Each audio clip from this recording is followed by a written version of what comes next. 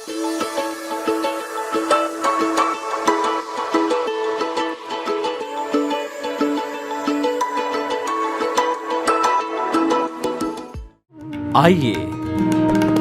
सुनिए, देखिए, समझिए सनातन सत्य। जैसी दृष्टि वैसी सृष्टि, दृष्टि विज्ञान। कुदरत, कुदरती रचना एवं कुदरत के कानून से शाश्वत सुख की प्राप्ति। जोधपुर के परम पूज्य महात्मा उपासक प्रोफेसर डॉक्टर सोहन राज तातेड़ के निर्देशन में सनातन सत्य। जैसी दृष्टि वैसी सृष्टि, दृष्टि विज्ञान।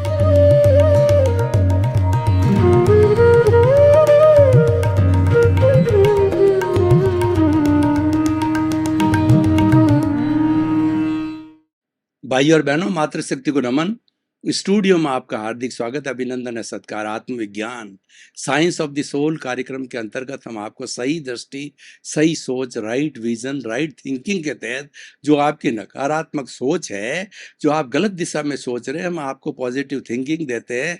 हम आपको जो है सम्यक दर्शन देते हैं, सम्यक ज्ञान देते हैं, और आपकी जो चिंतन धारा को जो है हम सही दिशा में देते हैं। ये सारा करने के लिए हम अलग अलग एपिसोड्स प्रतिदिन आपको दिखाते हैं। तो आज का बहुत सुंदर एपिसोड व्यवहार जगत का आपको सामने हम परोस रहे हैं। आज का हमारा विषय है कि 4 ऋण कैसे उतरे। भाई और बहनों, ऋण का मतलब होता है कर्जा। जब कभी हम बैंक से कोई भी लोन लेते हैं तो हमारे नाम डेबिट हो जाता है। मान लीजिए आपने 1 लाख रुपए का कोई सिक्योरिटी रख करके लोन लिया, रेट ऑफ इंटरेस्ट फिक्स हुई, और फिर जो है धीरे धीरे जितनी किस्तें होती है वो आप उतारते जाते हो, तो लोन जो है वो धीरे धीरे उतरता जाता है। और जब संपूर्ण रूप से ब्याज सहित उतार देते हो तो वो लोन जीरो हो जाता है, आपका अकाउंट क्लियर हो जाता है, आप ऋण से उऋण हो जाते हो। तो भाई और बहनों, इस ऋण से जुड़ी हुई बात मेरे को याद आ रही है कि 4 बात से जीव को और सदा राखिए दूर, कर्ज, बीमारी, मुकदमा और फिर खाओ भरपूर। इस ऋण से जुड़ी हुई बात है कि आपको भरपूर जीवन जीना है, सुख से जीवन जीना है, बिना टेंशन, बिना स्ट्रेस के जो है आनंदमय जीना जीता है। तो 4 बातों से दूर रहिए। कर्ज, कर्ज का अर्थ होता है, कर्ज न रात सोता है न दिन सोता है। बैंक से लिया हुआ कर्जा 24 घंटे मीटर जो है चालू रहता है। पानी और बिजली का मीटर तो जब हम उपयोग करना बंद कर देते हैं तो मीटर बंद हो जाता है, लेकिन ये मीटर 24 आवर्स तक चलता है। और भाई और बहनों, रीपे करना, चाहे इंटरेस्ट हो चाहे मूल हो, बहुत कठिन काम है। इसीलिए कर्ज और बीमारी, बीमारी जो होती है वो व्यक्ति को तो परेशान करती है, उसके साथ साथ घर वालों को परेशान करती है। जब बीमारी का पहला संकेत मिले उसी समय टेस्ट करा के उसकी प्राथमिक उपचार करो तो वो आगे second stage, third stage, last stage में नहीं जाती है। इसलिए बीमारी को तुरंत जो है वो रोकना चाहिए, उसका इलाज करना चाहिए। कर्ज, बीमारी और मुकदमा, मुकद का मतलब लड़ाई झगड़ा लफड़ा, हमारा किसी से बोलचाल हो गई, तू मैं हो गई, और हमने किसी को कटु कह दिया। तो 2 तरह की बात है। एक तो क्या है कि व्यक्ति जाकर के सरल हृदय से, दोनों में से कोई भी जा सकता है, जिसकी गलती हो या ना हो, वो गलती जिसने ज्यादा करी है उसके पास में कम गलती वाला जाए या बिल्कुल गलती वाला जाए तो और भी अच्छा है, क्योंकि क्षमा वीरस्य भूषणम। क्षमा वीर ही कर सकता है, कायर नहीं कर सकता है। कायर तो टिट फॉर टैट करेगा, नेले पे दैला मारेगा, 1 सुनाएगा तो 2 सुनाएगा, 4 सुनाएगा। ये क्या व्यक्ति का होता है। और जो शूरवीर होता है वो क्षमा के लिए प्रार्थना करेगा, भाई साहब मेरे से गलती हो गई है, आप जो कह रहे हो कोई न कोई कारण है, जब कह रहे हो मैं क्षमा प्रार्थी हूँ, मुझे क्षमा करो, क्षमा करो, और मुझे प्रायश्चित हो रहा है, मुझे पश्चाताप हो रहा है, मेरी गलती पे ग्लानि हो रही है, मुझे मुझे क्षमा करो, क्षमा करो, फिर मैं गलती नहीं करूँगा। बड़ा है तो उसको प्रणाम करो, छोटा है तो उसको इस तरीके से जो हाथ से जो है नमस्कार करो, तो वो भी सोचता है कि देखिए गलती तो मेरी है, लेकिन ये मान रहे हैं, ये इनकी महानता है, तो उस गलती को भूल देता है। और हम कुछ नहीं करते हैं तो कोई भी पक्ष है वो करते करते पुलिस कार्रवाई कर सकता है और कोर्ट कार्रवाई कर सकता है, और वह ऐसी कोर्ट की कार्रवाई होती छोटी छोटी बातों की कि दादा तो है ने केस पैदा किया और पड़ पोता तक लड़ता है 20 साल, 30 साल, 50 साल तक।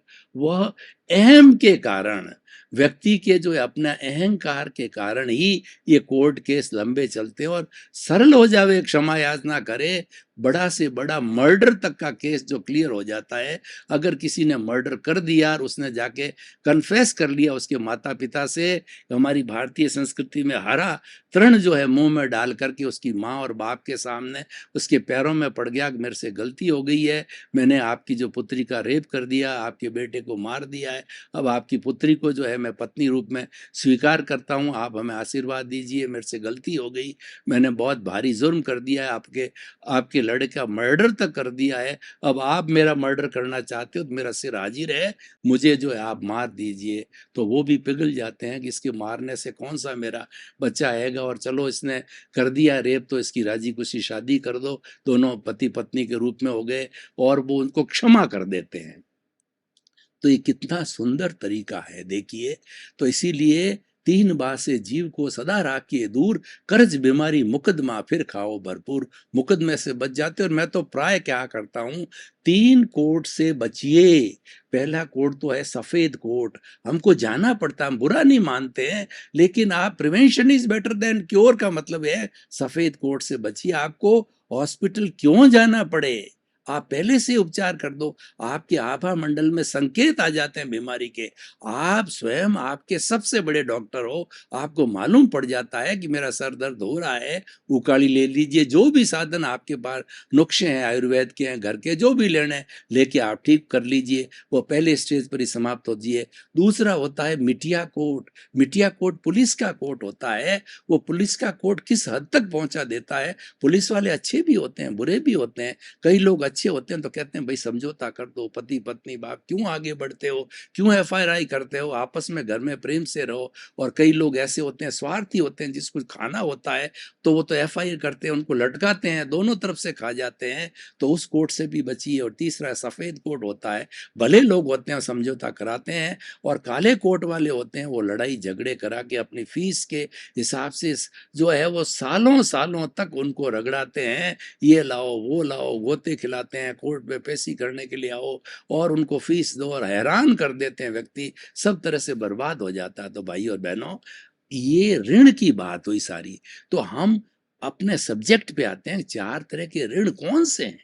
पहला ऋण है देव ऋण, दूसरा जो ऋण है वो है हमारा गुरु ऋण, तीसरा ऋण है पितृ ऋण, और चौथा है समाज का ऋण है। तो देव का ऋण क्यों चढ़ता है कि देव की कृपा से हमारा जीवन चलता है।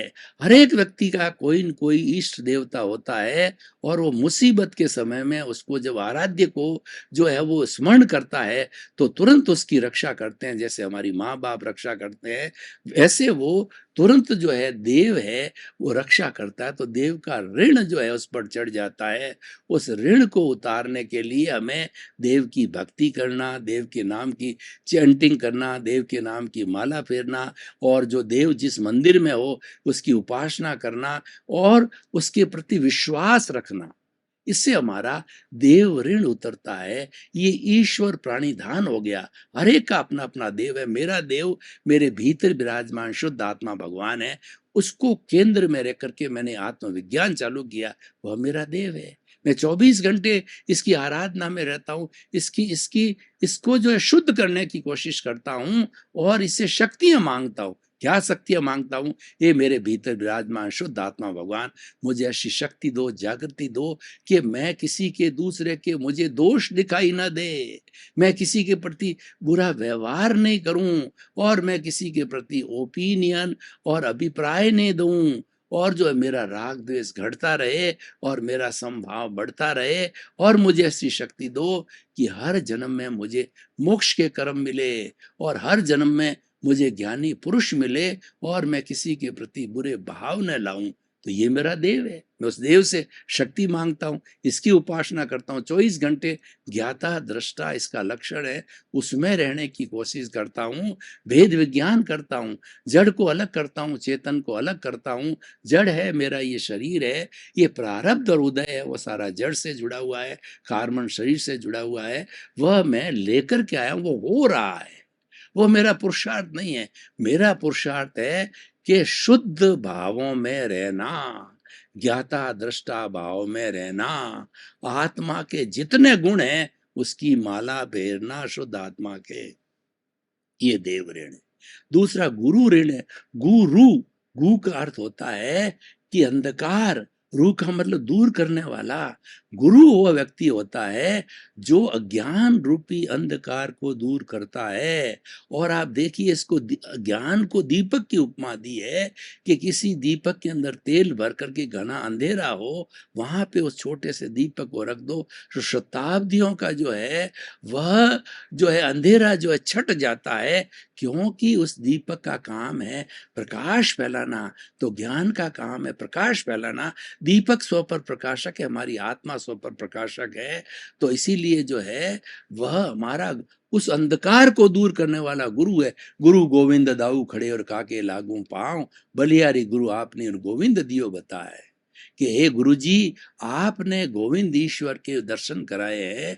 मैं तो सबसे पहले आपको प्रणाम कराता हूँ कि आप न होते तो दर्शन नहीं हो पाते, तो मेरा प्रणाम है आपको। तो गुरु को, वह गुरु क्या गुरु के प्रति ऋण है, क्यों? गुरु हमको ज्ञान देता है, गुरु हमको भटकने से बचाता है, गुरु हमको सही रास्ते पर डालता है, गुरु हमको आत्मविज्ञान देता है, गुरु जो है हमें सम्यक दर्शन देता है, सम्यक ज्ञान देता है, सम्यक चारित्र की आराधना कराता है, सम्यक तप की आराधना कराता है, और हर तरीके से हमारा हित, वो हितकर है और हमको मुक्ति का रास्ता बताता है।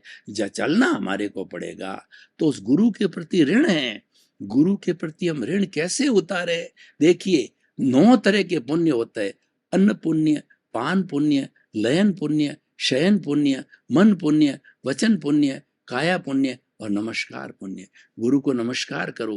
गुरु की जो भी भौतिक आवश्यकता है, रोटी है और या कपड़ा है या उसकी चिकित्सा है या उसको रहने को स्थान चाहिए, कोई पाठ चाहिए, बाजोट चाहिए, मन से उसको स्वीकार करो। वचन से गुरुदेव गुरुदेव नमोस्तु, गुरुदेव गुरुदेव गुरुदेव, जो आपकी जय हो, गुरुदेव आपको नमन करता हूँ, मुझे आशीर्वाद दो। इस तरीके से गुरु की भक्ति करना, इससे गुरु का ऋण उतरता है।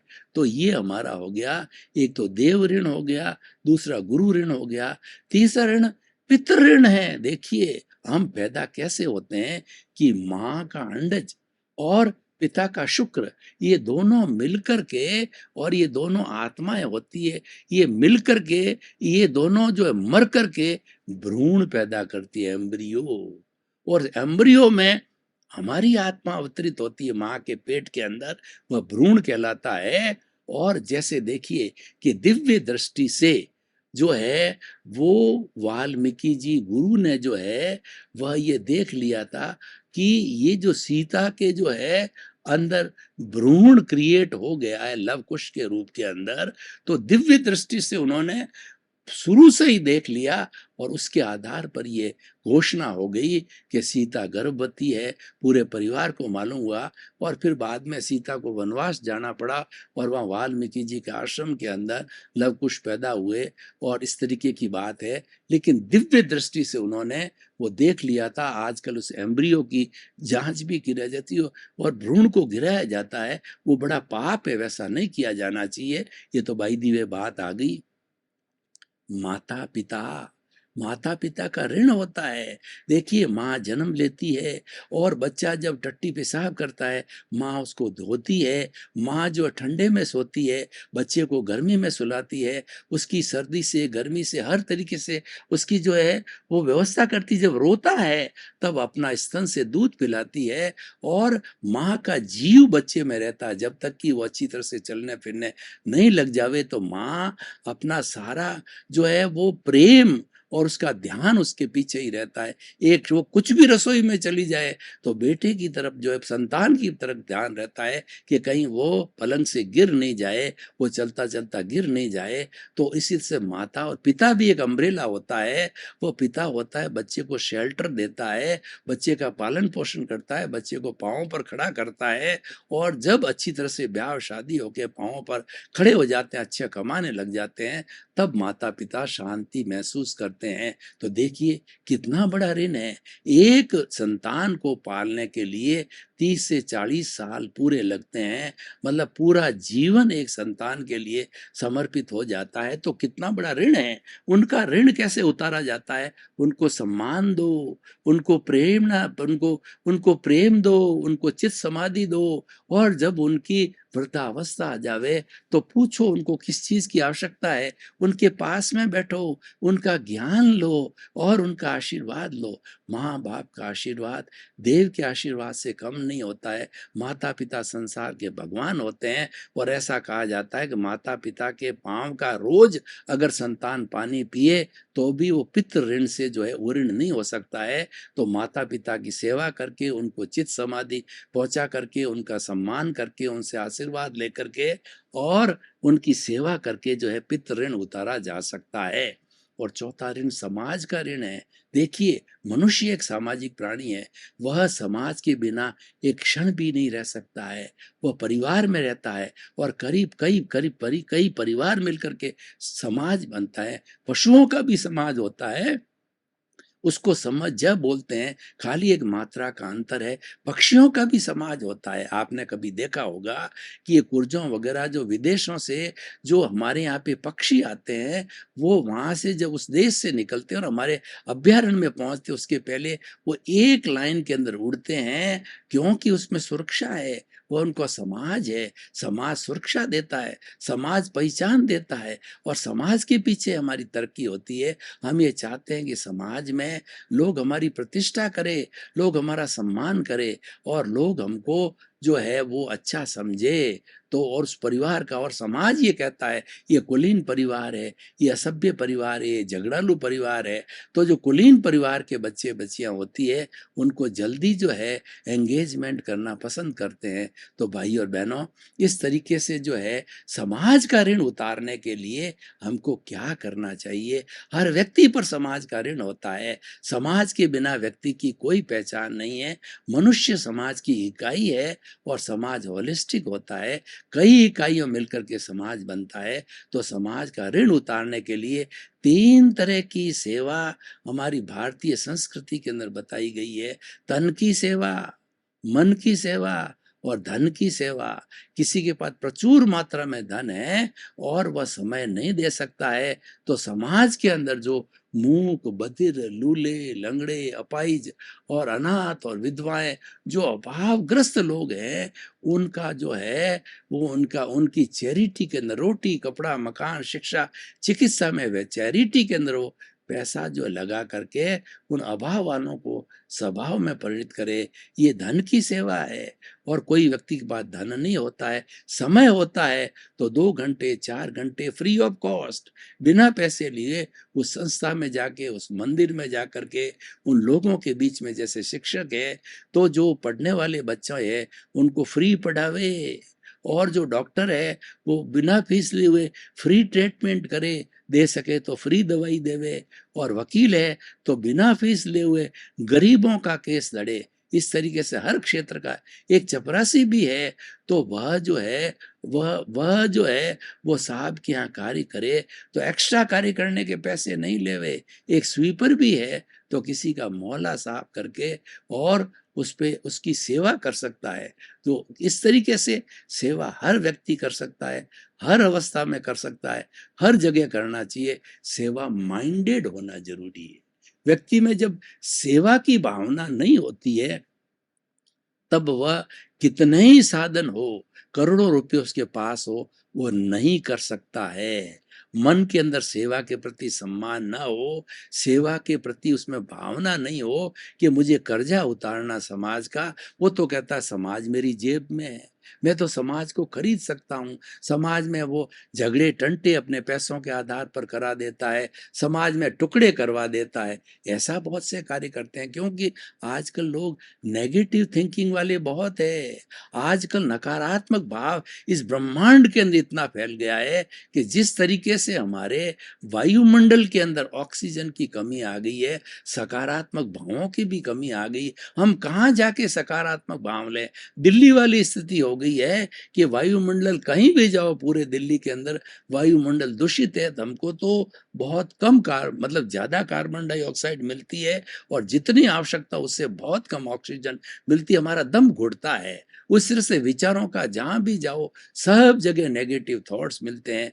पुराने जमाने के अंदर तो गुरुकुल हुआ करते थे, मंदिर हुआ करते थे, और जो हमारे धर्म स्थान हुआ करते थे, और अच्छी अच्छी सेवा की संस्था हुआ करती थी, और प्रवचन होते थे।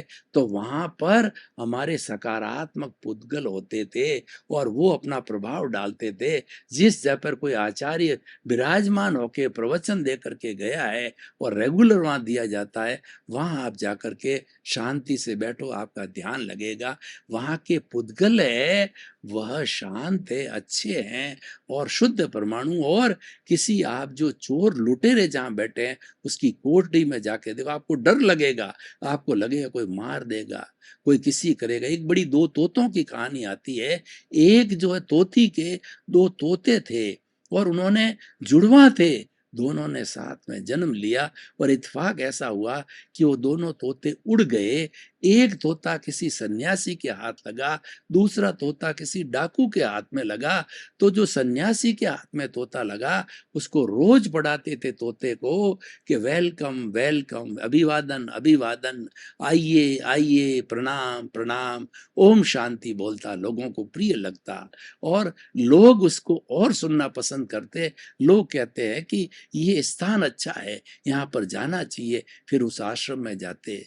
और दूसरी तरफ जो जो है डाकू का जो तोता बाहर था, वो लटकता था, मारो काटो लूटो पकड़ो, ऐसे में गला घोंटो, इस तरीके से बोलता। तो वो डर लगता था, वह भीतर जाने से कांपता था, और व्यक्ति बाहर से ही भाग जाता था कि यहाँ तो मुझे कोई लूट लेगा, कोई मुझे मार देगा, कोई मेरे से फिरौती मांगेगा, और मेरे को पकड़ के लेगा, तुरंत भाग जाता। देखिए, एक ही माँ के दोनों तोते, एक ही समय में जन्म लिया, लेकिन संस्कार अलग अलग मिले।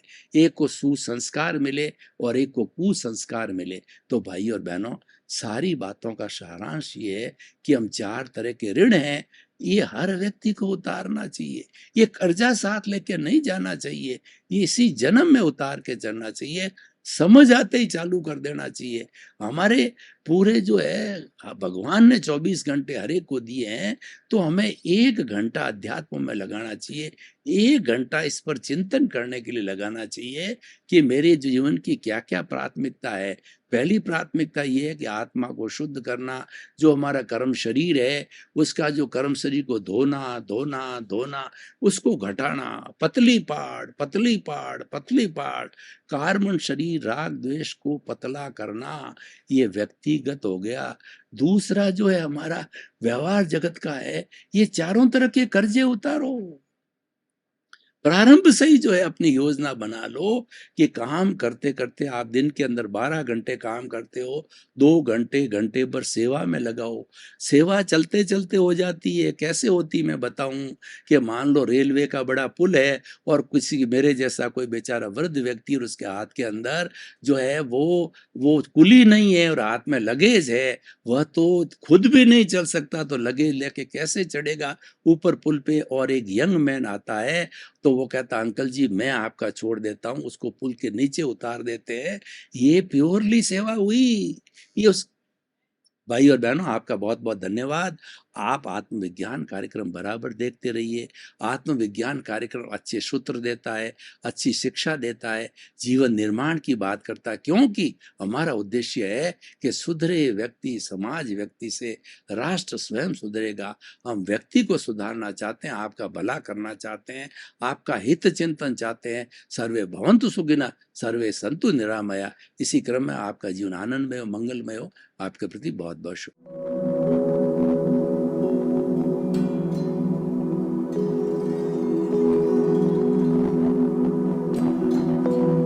एक ऐसा अंतर्राष्ट्रीय ख्याति प्राप्त मानव जो गुरु प्रेरणा से पिछले 20 वर्षों से वानप्रस्थ जीवन जीते हुए 24 घंटे मानवता की सेवा में संलग्न है।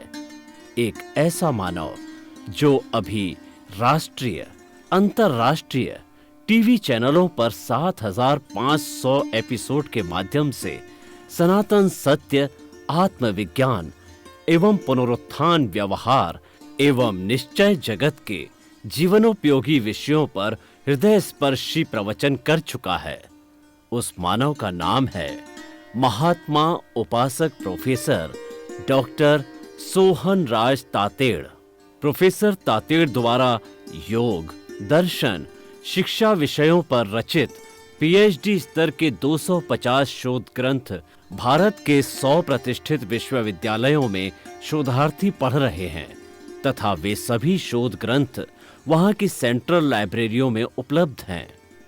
महात्मा सोहन राज ने अभी तक हजारों स्कूलों, कॉलेजों, विश्वविद्यालयों एवं संस्थाओं में सेमिनार, वर्कशॉप, कैंप लगाकर लाखों विद्यार्थियों को योग, दर्शन, शिक्षा का प्रशिक्षण देकर उन्हें सुसंस्कारित किया।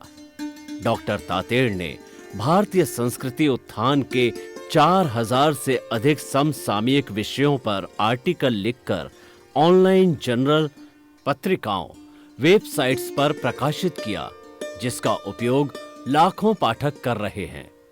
उपासक तातेड़ के 5000 से अधिक आज का सुविचार, आज का शुभ संदेश, आज का मंगल भावना योग आदि चिंतन websites, Twitter, blogger, Facebook, YouTube माध्यमों से लाखों लोग अपना जीवन निर्माण कर रहे हैं।